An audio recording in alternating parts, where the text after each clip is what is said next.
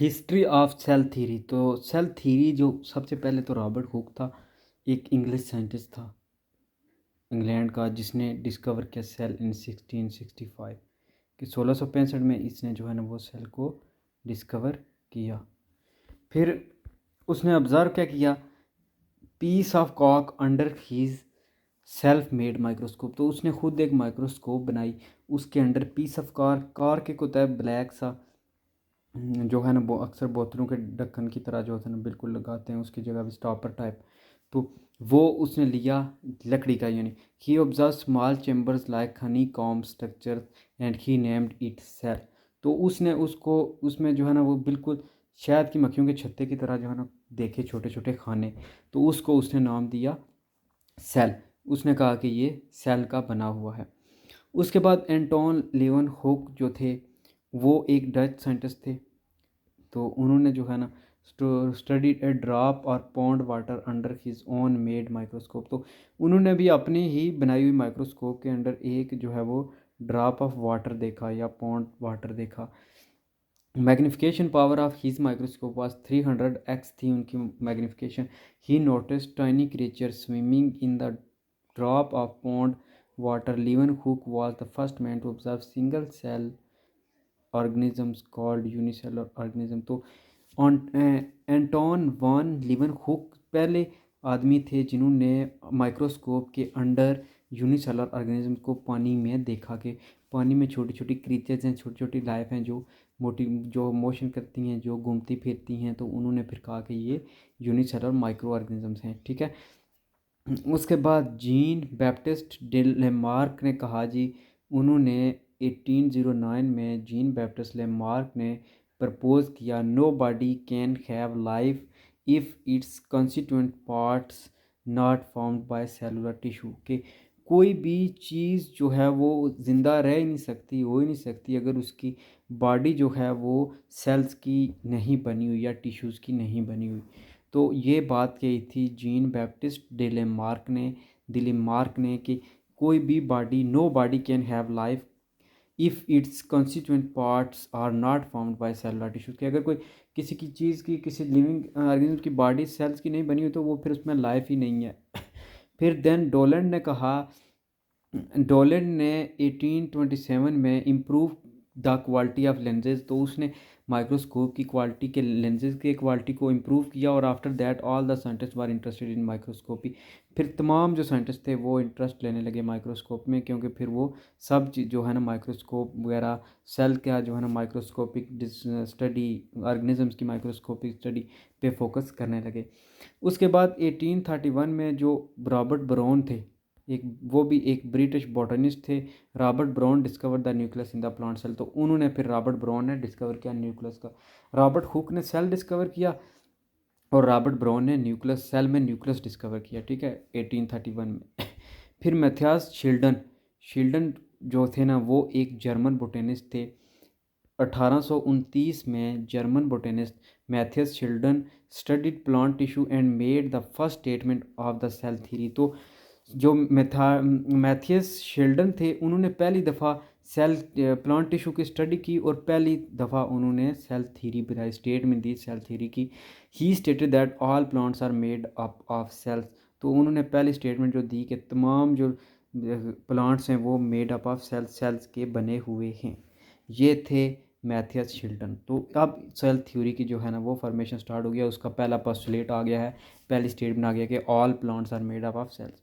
फिर Theodor Schwann जो थे, पहले शील्डन थे अब शवान आ गए, जिन्होंने 1839 को German zoologist Schwann found that all animals are made from cells. तो उन्होंने कहा कि तमाम जो एनिमल्स हैं वो सेल्स के बने हुए हैं। All animals are made from cells, के सेल के बने हुए हैं। दस Schleiden and Schwann propose cell theory in its Italian form, all living things are composed of living cells. तो फिर शील्डन और शिवान ने मिल के, दोनों ने इंडिपेंडेंट काम किया और फिर मिल के कहा कि जो है ना वो तमाम जो लिविंग थिंग्स हैं वो कंपोज जो हैं लिविंग सेल्स की। फिर यूग्लेनो पिरोकैन। तो पिरोकैन जो था ना वो वाज एन इंग्लिश साइंटिस्ट, एक इंग्लिश साइंटिस्ट था। in 1840 he proposed that the cellular components are living material, gave them the name of protoplasm। तो फिर जो था ना ये प्यूरकेन जो था इसने नाम दिया कि जो सेल में ज़िंदा लिविंग मटेरियल है उसको उसने प्रोटोप्लाज्म कहा कि सेल के अंदर जो भी लिविंग मटेरियल है वो प्रोटोप्लाज्म है। ये कहना था इवन गोल्डा बुर्कीन का। अब नेक्स्ट है रोडॉल्फ विचरू। तो रोडॉल्फ विचरू है नाम वैसे, ये जो है ना, अच्छा वी की जगह आर है, ठीक है। तो रोडॉल्फ विचरू इन 1855 रोडॉल्फ विचरू एक जर्मन फिजिशियन थे, gave his hypothesis that every cell comes from a pre existing cell, यानी ओमिनस सेलुला ई सेलुला या सेलुला, कि एक सेल जो पहले से मौजूद सेल से ही बनता है, ठीक है। कि every cell comes from a pre existing cells, के हर सेल पहले से मौजूद सेल से ही बनता है, कि सेल एक दफ़ा बन जाते हैं फिर वो डिवाइड होकर न्यू सेल्स बनाते हैं। ये कहा था रोडॉल्फ विर्चू ने। फिर आ जाते हैं जी लीविस पास्चर। तो 1862 में French scientist Louis Pasteur experimentally prove the hypothesis of Rudolf Virchow. तो उन्होंने जो रोडॉल्फ विर्चू ने हाइपोथेसिस दिया था, हाइपोथेसिस उसको लीविस पास्चर ने फिर जो है ना वो प्रूव किया। He experimented on bacteria and found that bacteria are produce from preexisting bacteria. तो उन्होंने कहा जी कि बैक्टीरिया यूनिसेलर हैं बेशक, लेकिन वो बन पहले से मौजूद सेल से ही हैं, पहले से मौजूद बैक्टीरिया से ही हैं। तो इन्होंने फिर उसको प्रूव कर दिया। ये थे। अब पॉइंट अब आ गए हैं सेल थ्योरी के। अब नीचे चलते हैं सेल थ्योरी की तरफ। तो cell theory was proposed by German scientist botanist Matthias Schleiden and zoologist Theodor Schwann. तो शील्डन और श्वान ने मिल के प्रपोज किया। इसके मेन पॉइंट्स या इसके पास्टुलेट ये तीन हैं कि all living organisms are made from one or more cell, के तमाम जो लिविंग ऑर्गेनिज्म हैं वो एक या एक से ज़्यादा सेल्स के बने होते हैं, या यूनिसेलर होते हैं या मल्टी सेलर होते हैं। फिर पहला ये हो गया। दूसरी बात उन्हें कही कि cell is the basic structural and functional unit of all living organisms, के सेल ही जो है वो बेसिक बुनियादी स्ट्रक्चरल और फंक्शनल यूनिट है तमाम लिविंग ऑर्गेनिज्म का। और तीसरी बात उन्हें कही कि new cells arise from pre existing cell by cell division, के जो नए सेल बनते हैं वो पुराने सेल्स की ही डिवीजन की वजह से बनते हैं। ये तीन मेन पॉइंट्स थे सेल थ्योरी के, जिस सेल थ्योरी को प्रपोज्ड किया था, proposed by botanist Matthias Schleiden and zoologist Theodor Schwann ने। तो उन्होंने कहा कि तमाम सेल जो हैं वो एक या एक से ज़्यादा सेल्स के बने होते हैं। फिर उन्होंने कहा कि सेल जो है वो इस basic structure and functional unit of all living organisms है। फिर उन्होंने कहा कि new cells arise from pre existing cells by cell division, के नए सेल पुराने सेल से ही बनते हैं सेल डिवीजन के साथ। सेल डिवीजन होती है तो नए सेल बनते हैं। अब है what do you mean by A cellular और सब सेलुलर पार्टिकल्स। तो ए सेलुलर जो सेल के बगैर बने होते हैं, ठीक है। According to first principle of the cell theory all organisms are composed of one or more sales. तो यानी वो कहना ये चाह रहा है कि सेल्स के ही बने हुए हैं, कि ए सेलुलर और सब सेलुलर पार्टिकल्स हैं, कि जो वो कहते हैं सेल थ्योरी के मुताबिक कि ऑर्गेनिज्म जो हैं वो कंपोज्ड है वन और मोर सेल्स के।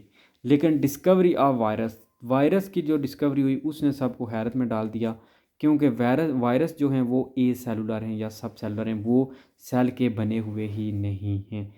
Discovery of virus prions and viroids claims that the statement is not universal, कि स्टेटमेंट यूनिवर्सल नहीं है। They are not compose of cells, वो सेल के बने हुए नहीं हैं। Rather they are subcellular और ए सेलुलर पार्टिकल, वो सब सेलुलर या ए सेलुलर पार्टिकल हैं। As they show some characteristics of living organism they can increase in number and can transmit their characteristics to the next generation. तो वो कुछ जो characteristics हैं वो तो शो करते हैं, जैसे वो अपने नंबर को इंक्रीज़ करते हैं होस्ट सेल के अंदर या अपनी करेक्टरिस्टिक ट्रांसफ़र करते हैं नेक्स्ट जनरेशन में, लेकिन वो लिविंग नहीं है, वो सेल्स के नहीं बने हुए हैं। वायरसेस जो हैं ए सेलुलर या सब सेलुलर हैं। अब नेक्स्ट है describe the structure of cell wall. सबसे पहले structure of eukaryotic cell. Eukaryotic cell कैसा होता है हम उसके बारे में पढ़ते हैं। तो उसकी सेल वॉल होता है it is non living structure present in bacteria plants fungi and some protist. तो सेल वॉल जो होती है वो प्रेजेंट होती है बैक्टीरिया पौधों और फंजाई में और कुछ प्रोटिस्ट में। लोकेशन इसकी क्या होती है, ये outside the cell membrane present होती है। कि एनिमल्स में जो पहली लेयर होती है वो सेल मेम्ब्रेन होती है, जबकि प्लांट्स में सेल मेम्ब्रेन से पहले भी एक होती है जिसको सेल वॉल कहते हैं। अब अब दिखाया गया है, ये तो होगी सेल वॉल के प्रेजेंट है प्लांट्स में या जो है ना कुछ बैक्टीरिया फंजाई और प्रोटिस्ट में। अब लोकेशन भी इसकी बता दी कि ये outside the cell membrane present होती है। अब इसकी कंपोजिशन के बारे में बात करते हैं। तो सेल वॉल जो होती है प्लांट सेल की वो तो बनी होती है सेलुलोज की, जो फंजाई है उसकी बनी होती है काइटिन की, ठीक है। और जो प्रोकैरियोट्स के उनकी बनी होती है म्यूरिन की, यानी जो ग्लाइकोलिपिड्स वगैरह हैं उनकी बनी होती है जो प्रोकैरियोट्स हैं, ठीक है। अब देखते हैं स्ट्रक्चर क्या होता है सेल वॉल का। तो सेल वॉल जो है ना mostly composed of mainly 3 layers, 3 layers की जो है वो बनी होती है, जो है होती है सेल वॉल। अब सबसे पहले तो होती है प्राइमरी वॉल, फिर सेकेंडरी और फिर मिडल। तो प्राइमरी वॉल जो है ना it is outer most, outer layer होती है of cell wall which is compose of cellulose, जिसमें सेलोज होता है। सेलोज मालिक्यूल जो हैं वो arrange in criss cross manner. तो वो सेलोज के जो मालिक्यूल है वो क्रिस क्रॉस मैनर में जो है वो अरेंज होते हैं। सेकेंडरी वॉल है, सेकेंडरी वॉल लाई करती है inner the primary wall, primary wall से अंदर जो होती है वो सेकेंडरी वॉल होती है। Comparatively thick and rigid than the primary wall, तो प्राइमरी वॉल के मुकाबले में ये थिक भी होती है और रिजिड भी होती है, ठीक है, थिक एंड रिजिड। देन आती है मिडल लेमिला। तो middle lamella is the inner layer between primary walls of two adjacent sales. तो दो सेल्स की जो प्राइमरी वॉल्स होती हैं, दो सेल्स आपस में जो जुड़े होते हैं उनकी प्राइमरी वॉल्स के दरमियान मिडल लेमिला होता है। फंक्शन क्या आप सेल वॉल का, सबसे पहले तो ये प्रोटेक्ट करती है इन्वायरमेंट से, कि it protects the cellular content from the outer environment, कि सेल के अंदर जो चीज़ें हैं उनको बचाती है, उनको महफूज करती है, उनको प्रोटेक्ट करती है फ्रॉम द आउटर इन्वायरमेंट से। फिर ये सपोर्ट देती है, it give support to plant cell, plant cell को ये सपोर्ट देती है, ठीक है, ताकि वो जो है ना उसकी शेप जो है ना वो कायम रहे, उसकी जो पानी वगैरह जो है ना उसमें से ना ज़्यादा एक्सक्रीट हो, ज़्यादा जो चीज़ें हैं वो सब कुछ नॉर्मल रहे उसके अंदर। Shape, it gives proper shape to the cell, cell wall जो है प्रॉपर शेप देती है सेल वॉल को, और फिर सेल को और रिजिड देती है, रिजिड बनाती है, ठीक है, ताकि वो इजीली जो है ना उसकी शक्ल जो है वो ना स्ट्रेस की वजह से शक्ल ना चेंज हो। ये होगी सेल वॉल। नेक्स्ट है सेल मेम्ब्रेन। अब सेल मेम्ब्रेन ऑल प्रोकैरियोटिक्स और यूकैरियोटिक्स सब में सेल मेम्ब्रेन पाई जाती है। Cell membrane all prokaryotics and eukaryotic cell have a thin and elastic cell membrane covering the cytoplasm, cytoplasm के बाहर होती है ये। It is the outer most layer of animal cell, animal cell में ये आउटर लेयर होती है, लेकिन प्लांट और फंजाई में इससे पहले सेल वॉल होती है। Beneath the cell wall cell membrane पाई जाती है प्लांट और फंजाई और बैक्टीरिया में, ठीक है। तो उसके बाद आता है केमिकल कॉम्पोजिशन इसकी क्या है। तो सेल मेम्ब्रेन की जो केमिकल कंपोजिशन है इसमें 20 to 40% लिपिड्स हैं और 60 to 80% प्रोटीन है, यानी 20 to 40% हो गए लिपिड्स और 60 to 80% प्रोटीन्स, और कुछ ट्रेस मकदार में जो है ना ट्रेस मिनरल या ट्रेस अमाउंट में कार्बोहाइड्रेट्स पाए जाते हैं। स्ट्रक्चर क्या है सेल मेम्ब्रेन का, पहले साइंटिस्ट ने जो है ना वो डिफरेंट मॉडल पेश किए इसके बारे में, यूनिट मेम्ब्रेन मॉडल है, ठीक है, लेकिन जो बहुत ज़्यादा एक्सेप्टेबल मॉडल है वो है फ्लूइड मोज़ेक मॉडल। अब फ्लूइड मोज़ेक मॉडल का मतलब होता है कि फ्लूइड का मतलब कि फ्लूइड की तरह, मोज़ेक की मतलब वो जो है ना एक फैशन में जैसे फ्लूइड चेंज होता है मॉडल, कि फ्लूइड मोज़ेक मॉडल जिस तरह फ्लूइड की तरह जो है ना वो चीज़ें उसमें अरेंज होती हैं।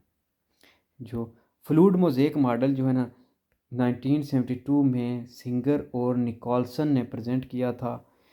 A model about the structure of cell membrane which is known as fluid mosaic model, तो उसको fluid mosaic model कहते हैं जो सेल मेम्ब्रेन के बारे में एक्सेप्टेबल है।